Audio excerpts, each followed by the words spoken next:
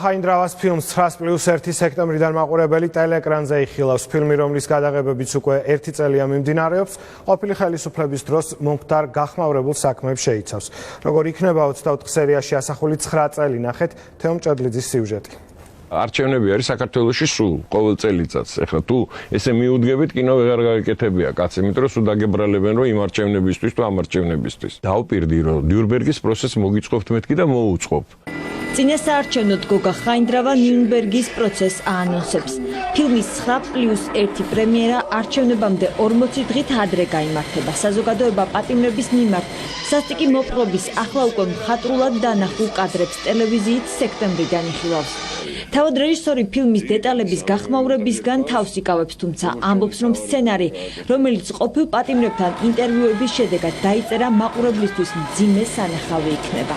ის რაც თეთრაძეს უქნეს, ნამდვილად არ იქნება მარტივი საყურებელი და რაც ჩავაზეს უქნეს მაგალითად ან სხვა თქვათ ან გირგლიანის საქმეში რისი მოწმენიც ვიყავით სულ ყველანი. თუმცა რო გითხრათ რომ ეხა ეს კინო ვაება და ის არის, ეგრე არ არის კაცო. 9+1 ბევრი დამწყები მსახიობისთვის საინტერესო გამოცდილებად იქცა. 24 სერიის განმავლობაში განსასჯელი სკამს ფილმის 20-ზე მეტი გმირი იკავებს. ვერდიქტს გია საგინაშვილის პერსონაჟი ცელოდება, მაღალჩინოსანი დემნა ახალაძის სახით. ნათია ბუნტურის გმირი კი ძალაუფლების სიმბოლოა, ახალბედა მსახიობი პირველ ლედის ასახიერებს. იმდენად დიდ ძალას წარმოაჩენს, რაც გადამწყვეტია თავარი გმირის ცხოვრებაში და მოღვაწეობაში. ესე როგორც ეს გმირი იქცევა, არ შეიძლება ამ ადამიანს ასეთი საქციელი ეპატიოს. იმდენად შაუბნელი საქმეები აქვს გაკეთებული, რომ საუცილებლად გასამართლდება.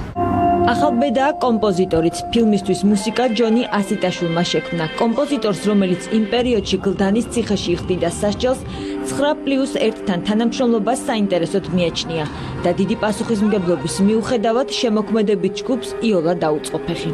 ადამიანური შრომა მოგვიწია ყველას, აბსოლუტურად მათ შორის მეც. მუსიკა მაქვს დაწერილი უფრო მეტი, ვიდრე ჭირდებოდა ამ ფილმს. მე ვფიქრობ, რომ მუსიკა ზუსტად ისეთი არის, როგორც ფილმს ჭირდებოდა. რამდენად ფასობს მასშტაბურ ფილმზე გაწეული შრომა, რთული სათქმელია, რადგან გადაღებები გრძელდება. ვიდრე მას მაყურებელი შეაფასებს 27-28 აგვისტოს 9+1-ის კინოჩვენება კინოკრიტიკოსებისა და მედიის წარმომადგენლებისთვის კინოთეატრში გაიმართება.